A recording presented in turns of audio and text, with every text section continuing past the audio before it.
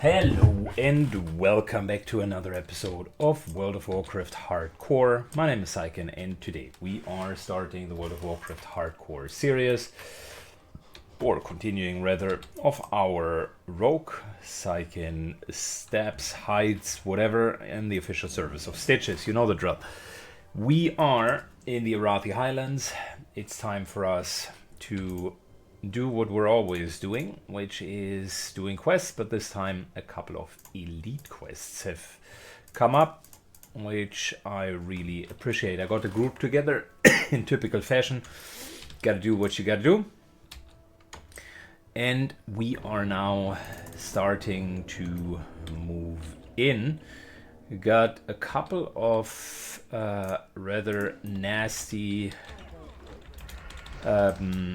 named mobs that we need to kill, but we got a full group going, so this should not be a huge issue.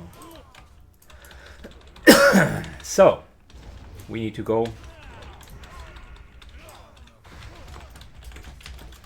Rare mob up, by the way. Marked it.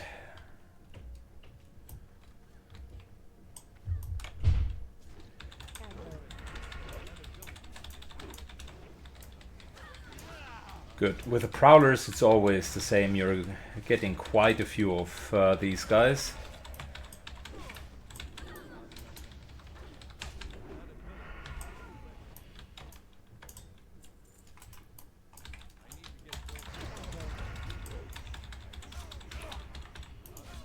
So if you were to step foot in here all alone, that would be horrible.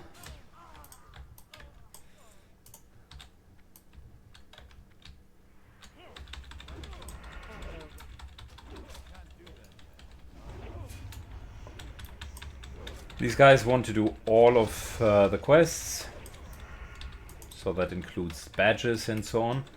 I don't know if I'm down for that, because the badges take like ultra long.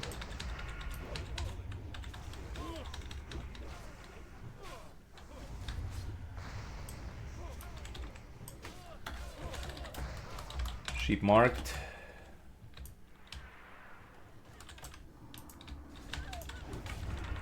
Never mind.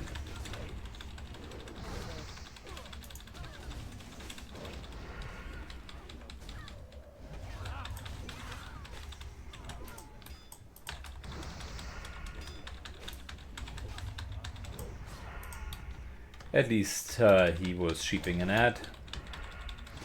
And you can see just how quick we basically waltz our way through all of these.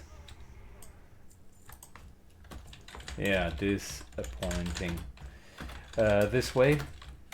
Quest mob here.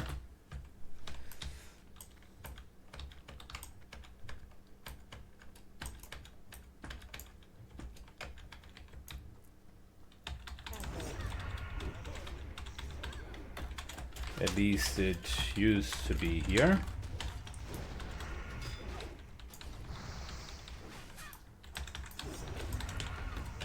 My bad. Mixed it up.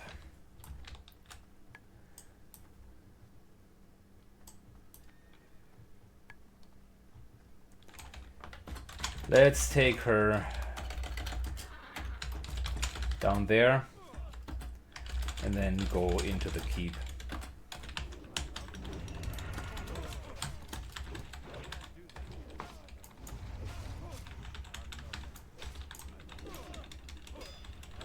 And also save the healer.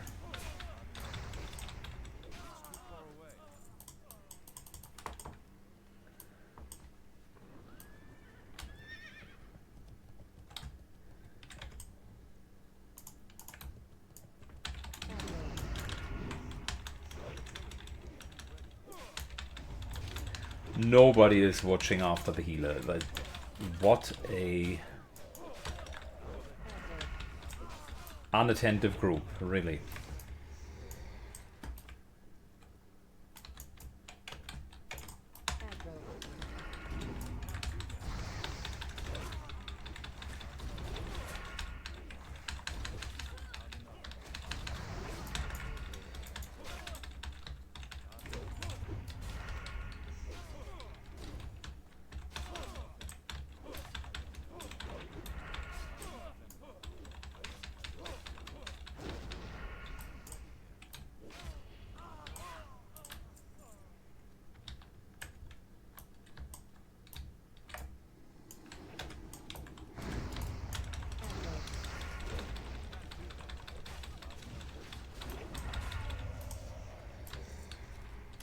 That's my first Storm Guard badge. Many, many more will be needed, 14 to be precise, which is why I think that's a stupid quest to do. I think I'll dip out on that quest. I did it a few times and I always felt like I had wasted my time.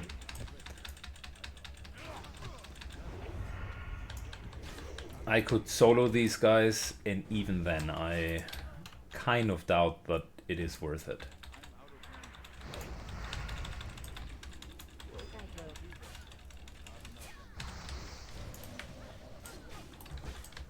I mean, we're killing fast and consistent, so that's not the issue.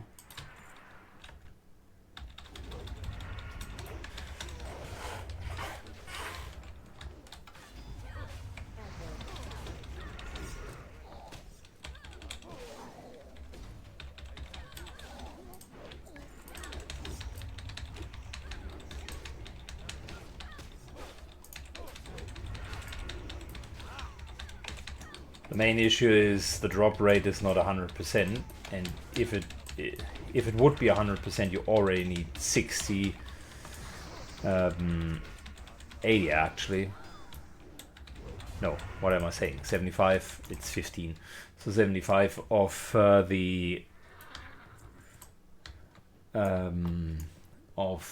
badges, and since they have like a 30% drop rate, we're really talking about kind of more 225 kills.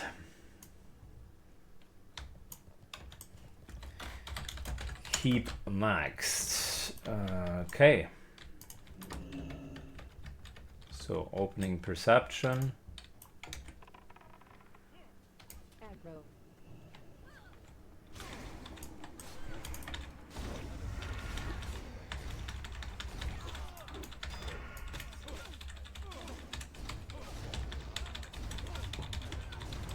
Nice little blade flurry. Listen, even if we're killing these guys like super fast, if we would be AoE farming them, it still would potentially not be worth it.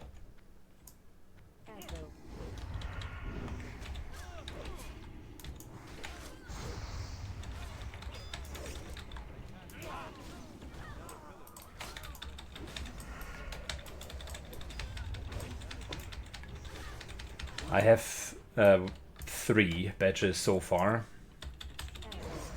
and we're looking at, I mean, it's just 4 people on the quest, 1 person is missing it, so I suppose that is something, but still, we're like 1/3 of the way there.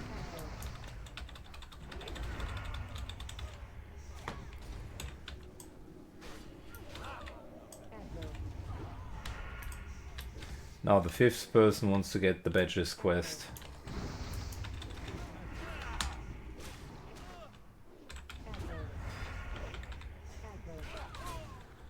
Really not a good idea. It's like 1 person can finish it and then share it.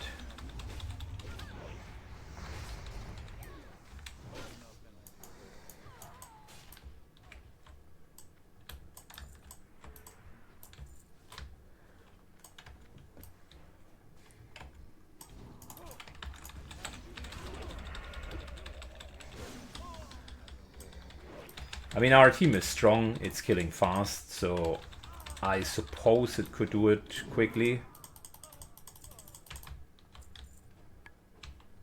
1 person already has 6 badges, good for them. I wouldn't overrate it. The badges is 3.5k. On the other hand, that's like 15 kills, so that's not too bad.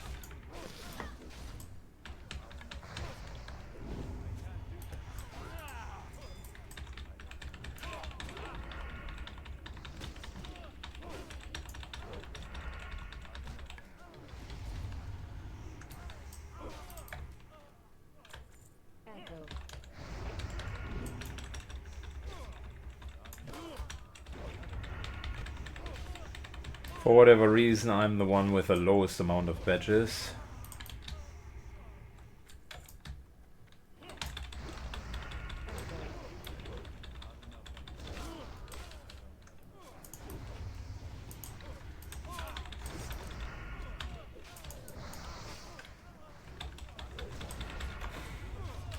Listen, care with the boss, use CC on the ads. Auto in particular is hitting very hard. Get full mana. Otto is not a simp.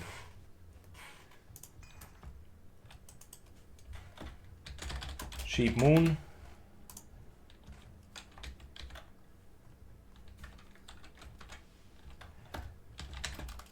Fear Green.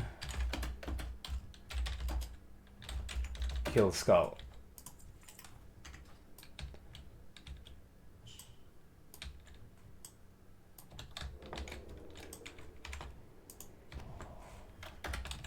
Ready?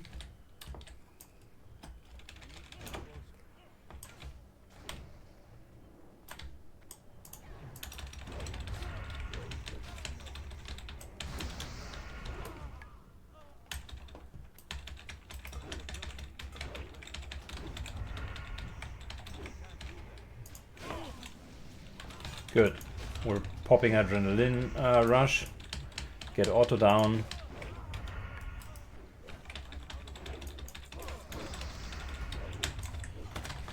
Resheep zapped.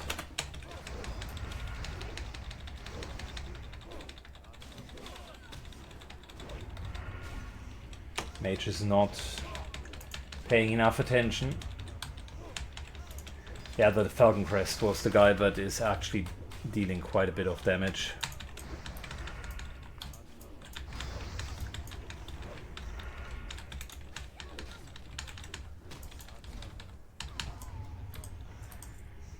Good. People were not that great with CC, but whatever.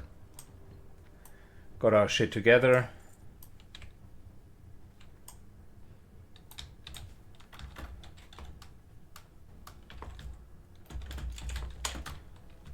Pass on chest. Let's move to the other quest location and get that one done. Then badges afterwards.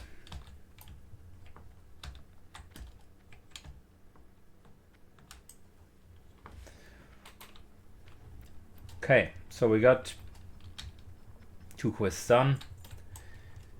Now it's time for the Azure Gate.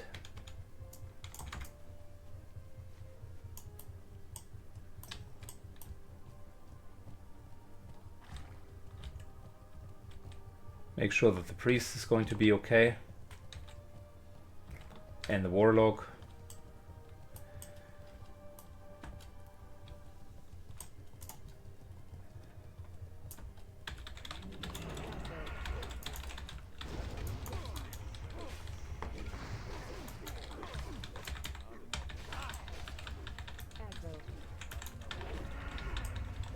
Mage DPS is missing, but I think we're still going to be okay.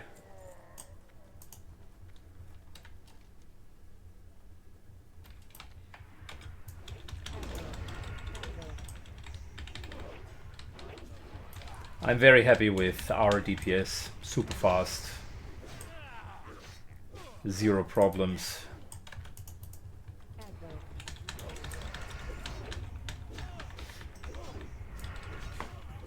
And even in a group context, things are working well.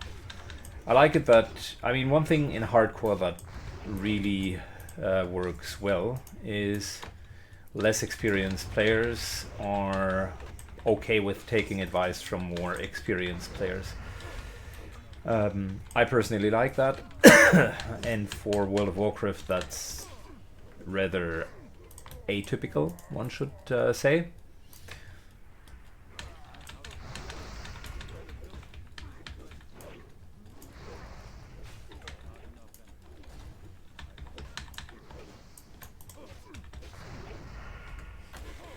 Going for the shamans, they drop an Azure Agate.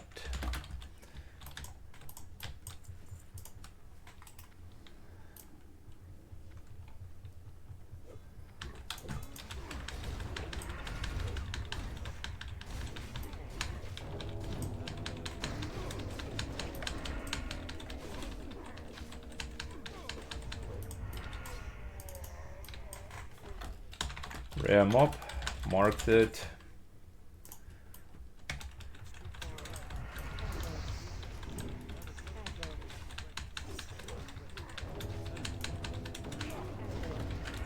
Another rare mob.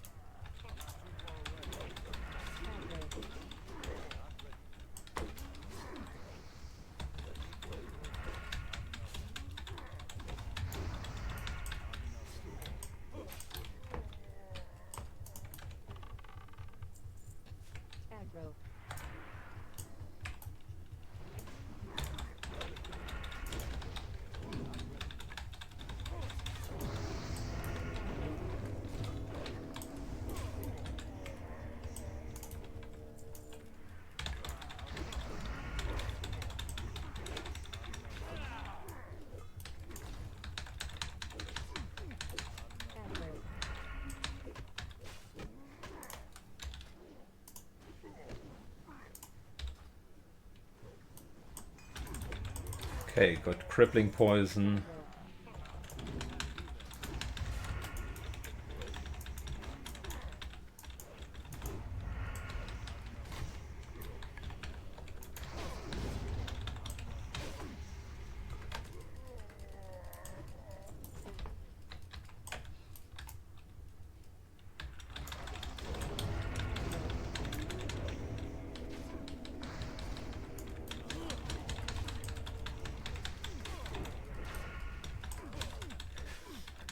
Once we have the drop, we can leave here.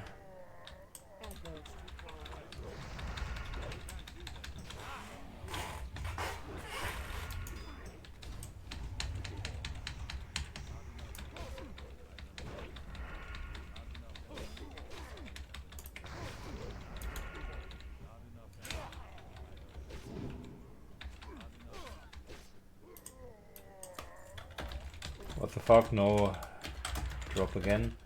What is wrong with these rares?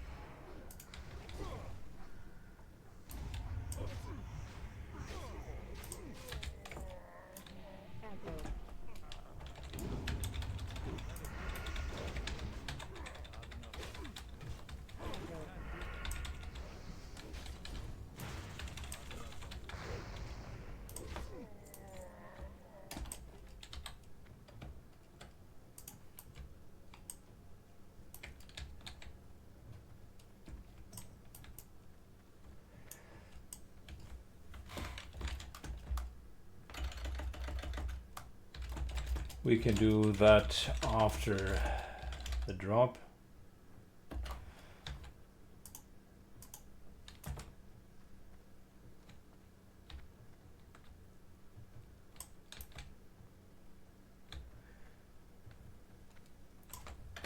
Let me zap one. Difficult pull here.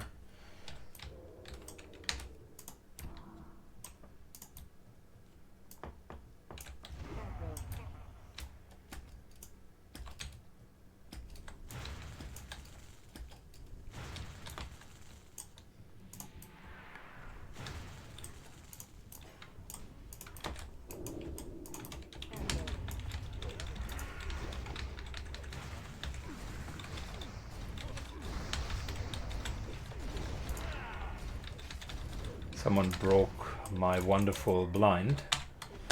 Not cool.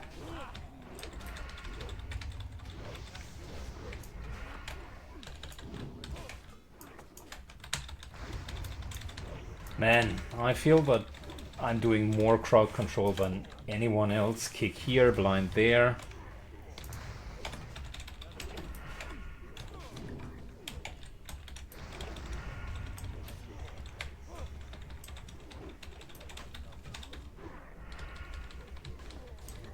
And did the most DPS on top of it. Unbelievable. Well, there's the quest item.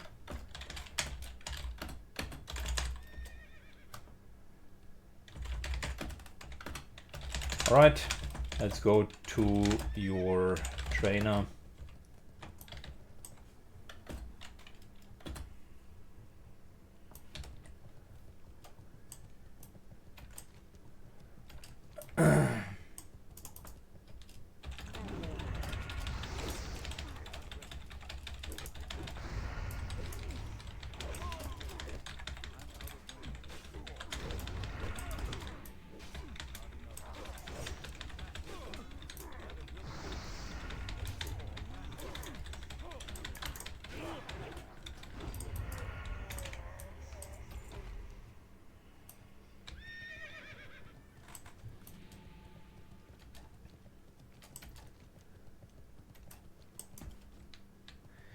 People are just not paying attention to the priest who is 35. Like, of course, he's going to aggro everything.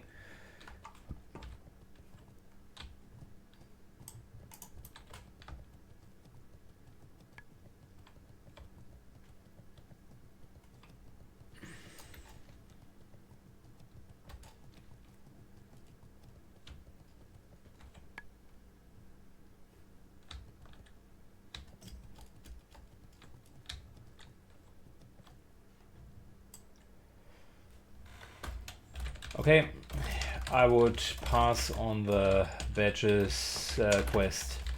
Takes too long to get it, but you guys can still finish it. Will make your progress faster.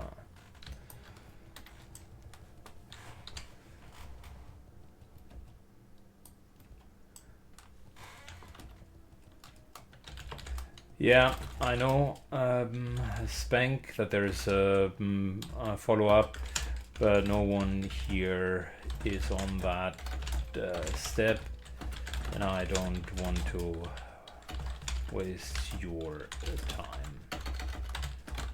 Good. That's it. Part 1 of today's episode done, which is effectively just doing a lot of quests here. We still do have a couple of underwater quests, and the guide wants us to do the Princess Trapped, so we are going to do that next. Matter of fact, the guide wants to do that into the different binding circles, which we can do, and then I think we could sneak in like these underwater quests down there.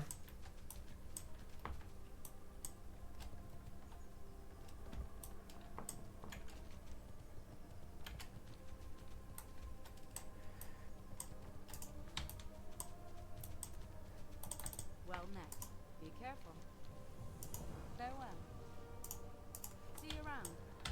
1 quest, 2 quests, 3 quests. Great to meet you. Watch your back.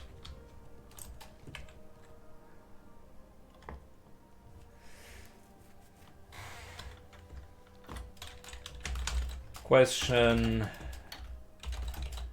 is for our healer, whether he wants to do the follow-up since he doesn't have it.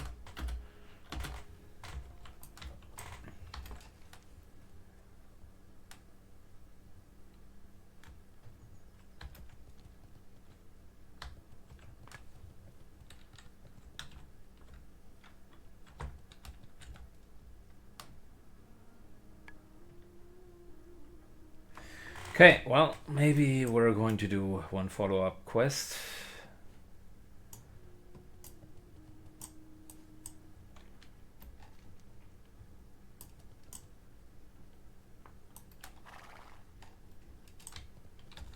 I take it as no, so we're moving on to the print. Alright, we are back. Let's get the ball rolling. So, after doing all of the elite quests, it's now time for some solo content. The game wants us to do the Trapped Princess. Not the biggest fan of this particular quest, but it is what it is. We can do it. It's not a bad quest. It's just that it'll take some time, and unless you're doing like the entirety, including the elite part, it's not really worth it. But maybe someone is actually doing it. Who knows?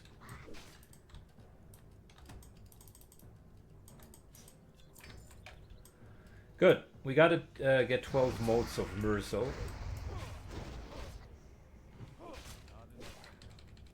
And not pull the Horde guards there. We're fighting against these little kobolds, and I will say they look harmless, but they are nasty. They have the tendency to run away, so crippling poison is key, and they also hit quite hard and are trying to add from time to time. So we're using deadly poison and crippling poison. Nice little combination. I might switch to instant poison, because as good as the deadly poison is, it has 52 damage over 12 seconds and sticks up to 5 times. Good for kind of bosses and elite content. Not necessarily the best for this type of content.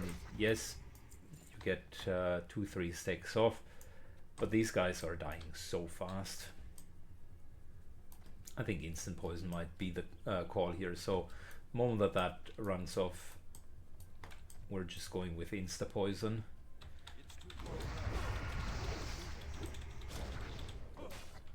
The real kicker is the crippling poison, because that will save us from many ads. Just look at the damage, man. I'm so happy.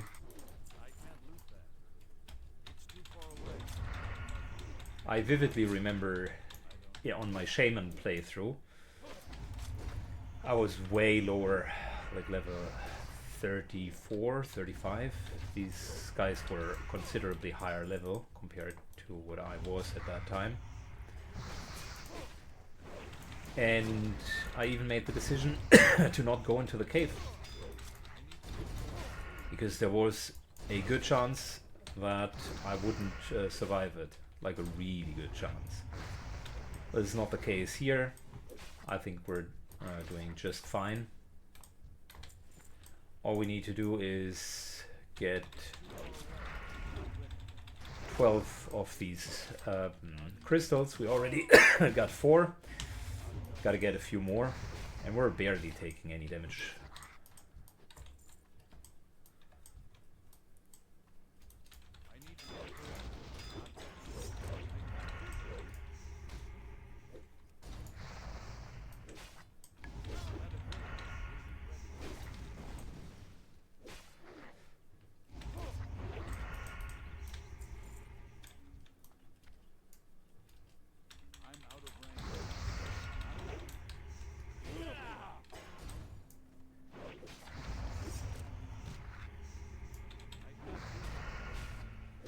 Okay.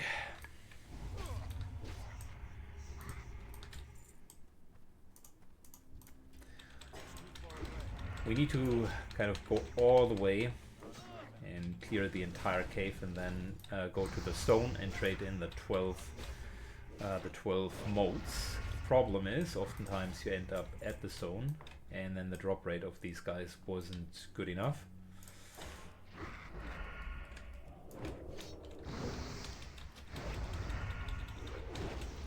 Therefore, I'm electing to clear the entire cave in the hopes of, oh, sorry for that coughing, in the hopes of getting the 12 drops in the first iteration. Very good. 5 out of 12. Let's go, boys. You can also mine the, I think, bloodstone or whatever it's called in here.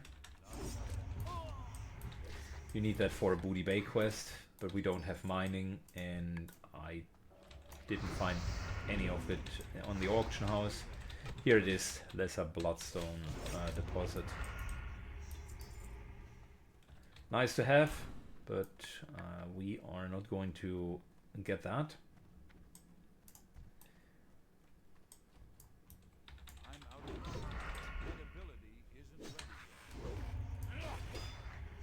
Man, we didn't need to heal a single time.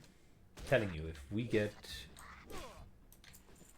Troll Blood Potion going, then all of this should not be a problem. Interrupt. The cast distance 0 chance.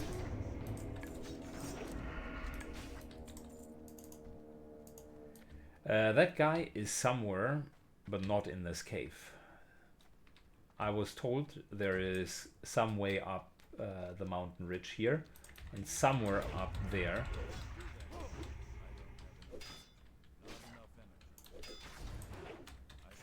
That guy has positioned himself, but that's not in this cave. I was trying to get this rare so often, and it never worked.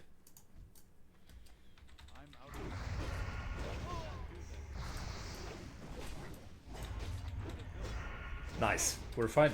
I actually enjoy myself. This is such good damage compared to what I normally have when going into the cave.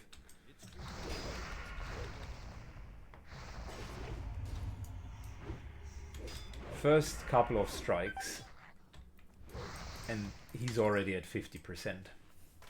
Good. Let me go all the way to the trade-in. Fast forward for you, and hopefully we get 12 of the motes. Alright, of course it wasn't enough in the first run. Needed to jump down, kill a couple more, but respawn hasn't fully happened, which is why I am trying to hurry to get all of this done before we're moving on to the next step. Good. Now we need to get kind of Kreskin keys from 3 different circles. Should be easy enough. We're looking at this here. Kreskin key into Kreskin key into Kreskin key. The guide, however, does want us to do Trelane's Wand, which we already did as a prequest for the Stormguard Keep, so that's not happening. We did the new Plague, so that has happened already. Okay, the guide is up for Rude Awakening, I can tell you that much. Because boy oh boy, we have already finished those quests. Again, if you just go strictly by the guide,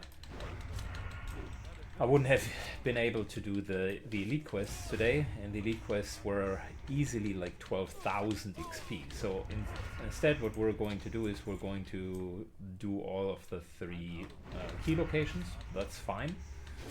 That makes sense. 1, 2, 1, 2, 3.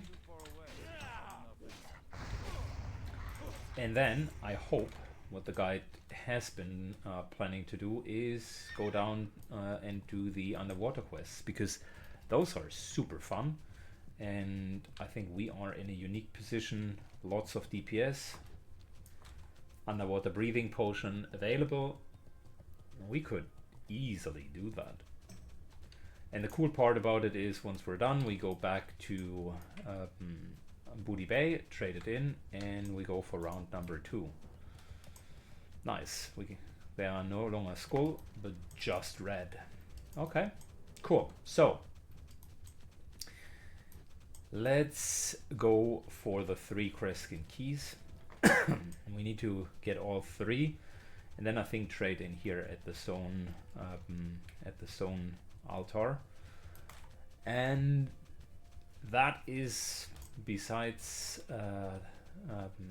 being a good location, also the way to basically the underwater quest. So we would be in a very efficient quest pathing if we were to go like that. I personally, like I said, don't like the Princess Trapped quest too much, but it is okay experience, and these guys in particular are dropping those little Kreskin charms, Thundering Charm and so on and so forth, and warriors need that for their Whirlwind Axe. So easy peasy. We're getting some decent money.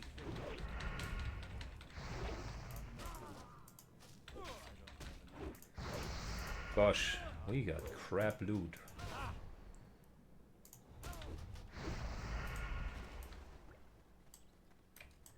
Okay, I think we are high level enough to just take this and run. Very good.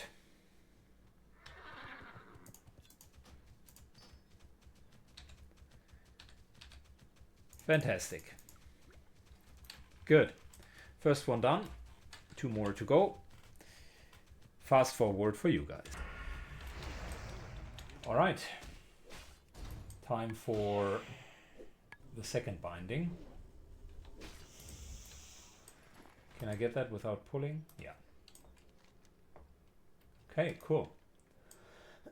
There we... Now, of course. Just as we wanted to leave, things turned from good to bad.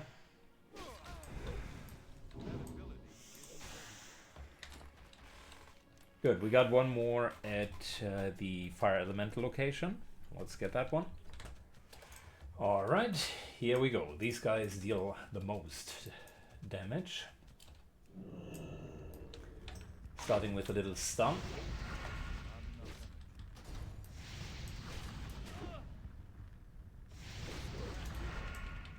Yeah, burning weapon doesn't really help against them, as they are burning themselves, so...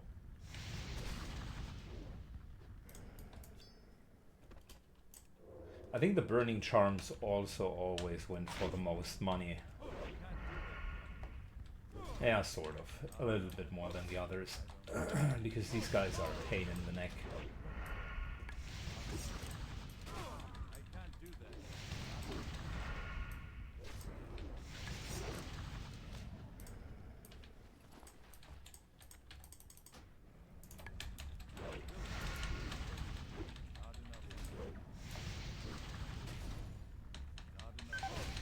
We still get them down pretty fast, but as you can see, it takes a toll on us. Good, that's the third key. I think after that we are trading it in, and then the Princess Trapped is no longer trapped, it's done. Well, it is still trapped, because then you need to fight off an elite, and then afterwards there are plenty of steps. If you're interested in it, the right playthrough for that is the one of my priest, where I'm doing it like all the way, including freeing the princess, which is a 50 elite quest happening over here, and that one is crazy. It's one of the most bait quests ever, because you're essentially going there, fighting like one elite mob, and at 30% I think, that elite mob releases 12, and I'm not kidding, 3 of each element, 12 enemies right out of the gate. And they are not low level. I think the elite is 45 and the elementals are kind of around that order of magnitude. Massive damage, so unless you do have AoE taunt, shield wall ready, good luck in getting done with that. Definitely a hard quest, one that I wasn't expecting to be that hard, and I was the healer in it. Okay, so we're trading in. Rumbling elites, on the other hand, not very hard, just a lot of AC. Doesn't matter that we do have 0 poisons, because these guys, like all of the elementals, are immune to poison. So all we need to do here is kill them, trade in, and go. That's really it. I think this part doesn't yet spawn the elite. There is a follow-up that spawns an elite right here, and then you need to fight it. I think the next one is the Wandering Foursome giant with his 2 or 3 ads. Also a nasty fight in its own regard.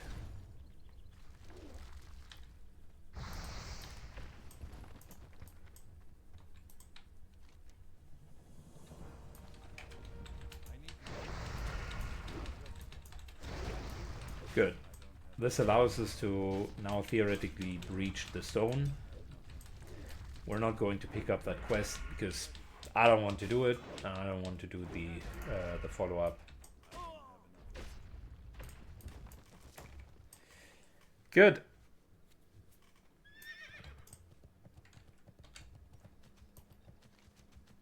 Let's move to our next quest, which is down here. The guide wants us to fly to South Shore. What does it want us? New Plague, already done that.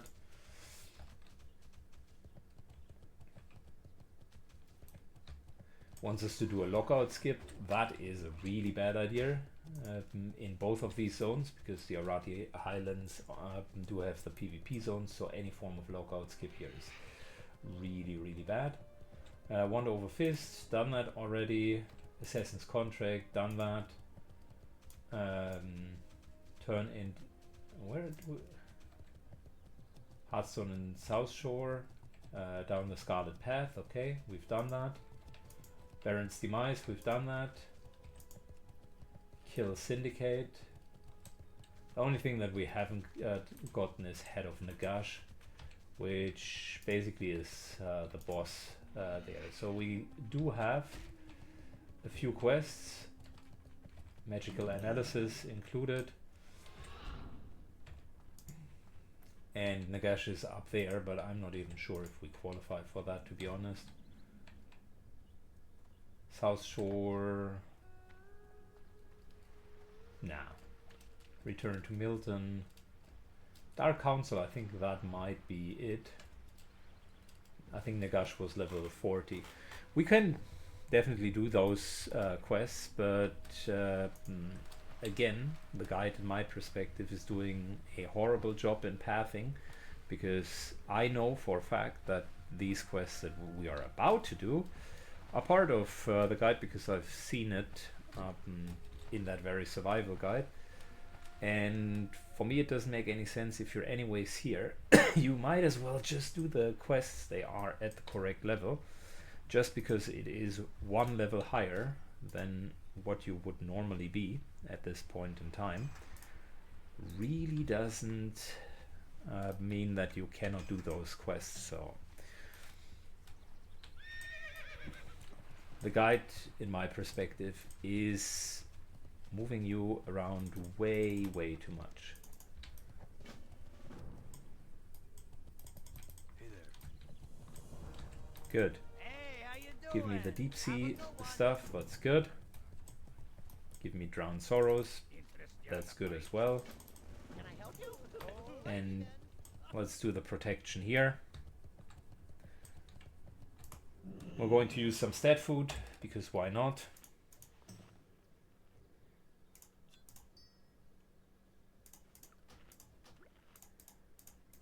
We basically need to support the professor here in his little excavation.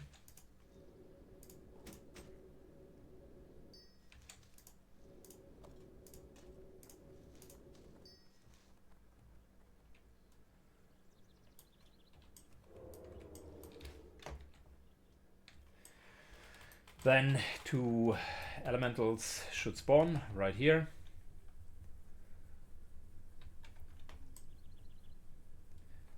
And after that's done, he's like, okay, we barely survived. Everything is good.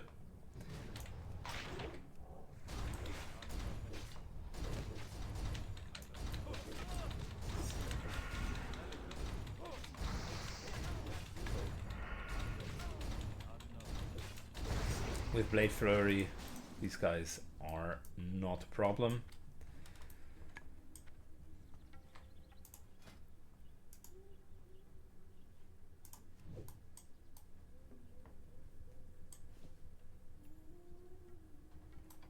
Okay. Come on, Mr. Professor. Let's go.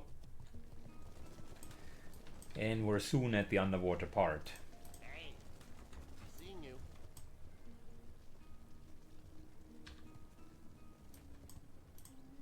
Interesting. Off and away. Good. Time for us to do 3 things. Get Elven Gems, get 4 different items from these racks, and kill a lot of Nagas. So it's the Tranquil part, where if you manage to have brought a water breathing potion, or in this case an elixir of greater water breathing, like I did, you're going to be totally fine. If you fail to do so, this is one of the worst quests to do that. I remember one warrior friend of mine forgot to bring his elixir of water breathing. He needed to like dive up and down and up and down, and that just added so much time. Unbelievable. And the kicker of that entire story is when he finished his little excavation. He did all of the quests, but it took him like an hour and a half. He destroyed the pair of goggles that the NPC is giving you. You're basically receiving a pair of goggles. I didn't add them because that pair basically allows you to see the stones that you need to get on the map, but with Questy you already have that, so essentially it's redundant. Nah, that's the problem. This guy shouldn't have been running away. Let's hope we're not going to get too many additional enemies. Otherwise I need to vanish and call it a day. Now we're being attacked through the ceiling. Thank you. Okay. He did not get any of his friends. Cool. So let's get the items that we are looking for. First one is here.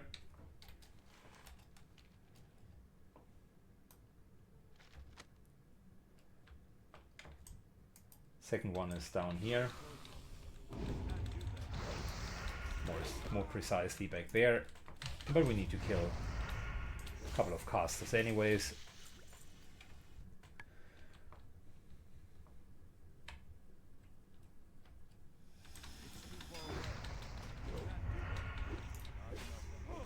Wasn't here? Am I tripping? Nah, that was the other boat, Syken.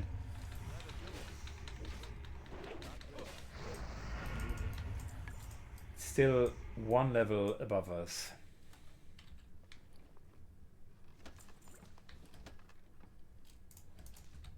Don't need that. So that was number 1. Then number 2 must be somewhere back here. These things are hard to find unless you know where they are.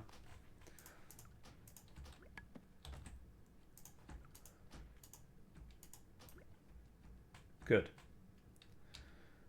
So first boat done, and getting these little items isn't even the worst part. The worst part is finding the pearls or the stones that we're going to get next.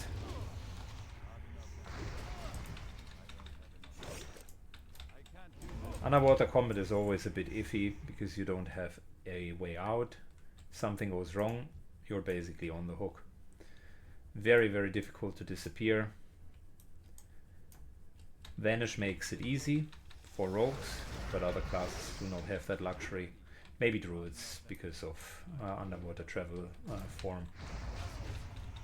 But all of the other classes, maybe mages, okay, but every other class other than those three does have a problem underwater.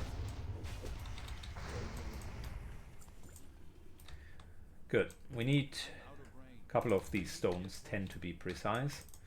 I will definitely fast forward once we are done with the boats, because finding those stones is cumbersome. They're all over the place, they are slow to respawn, they're not always up. They have many different locations where they can spawn, and it always takes you about 10-15 minutes to just get that stuff done. However, it's better than spending 1.5 hours. As you can see down here, if I would have needed to go up for every single enemy that we're fighting, this whole thing here would take forever.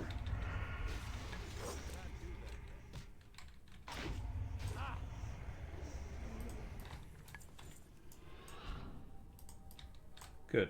This is object number 3 that we're looking for.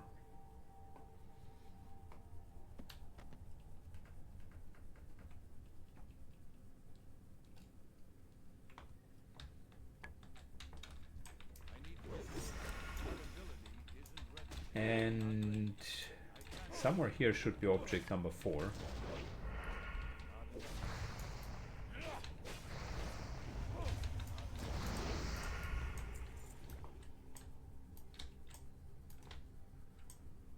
Ah, here we go. Perfect. Good. So we still need to kill 2 raiders. And then we need to get many of the gems. Not too worried about the raiders, because some of these guys are protecting the underwater gems. I'm more concerned about finding all of them. We're going to fast forward this part because it is slow and tedious. Alright, so we're done with the underwater stuff. Took me about 5 minutes to do 2 quests, and then 15 further minutes to find all of the locations. I do not recommend to do that without kind of knowledge of where all of the gems are spawning. But the way that I see it is I discount that time, and there will be follow-up quests that are like super easy and equally quick to complete. And those quests can only be done if you've done all 3 of these sub-quests. So the whole chain depends on you actually doing your job here and finishing it. There you go, 1 down. We're, by the way, almost level 43 according to guide. According to guide, we should be at level 40 to 41. So we've again leveled a little bit ahead, but then again we also leveled quite a bit more in Stranglethorn, so that'll come to haunt us a bit later when the guide really wants us to do it. And we've done, for instance, these quests, which I know are available from the guide as well. The guide now wants us to do the rest of Hillspread, and that's where we're going. So next stop, Hillspread, let's go. By thinking about it, it is already 50 minutes in. I think we've done a really good episode, so I'm happy with the content that I've provided. I'll just do the Hillspread quests myself, and then we're going to see where the guide leads us next. There are a couple of options that I think would be worthwhile, but I will look at the guide to tell me where it wants us to go. We are almost level 43, so there is also a chance that I'm just going to grab world buffs and a boon and basically go ham and farm the Nagas. So that's actually not a bad idea either. Anyways, stay tuned. We're going to see what happens next episode. Take care. Bye bye.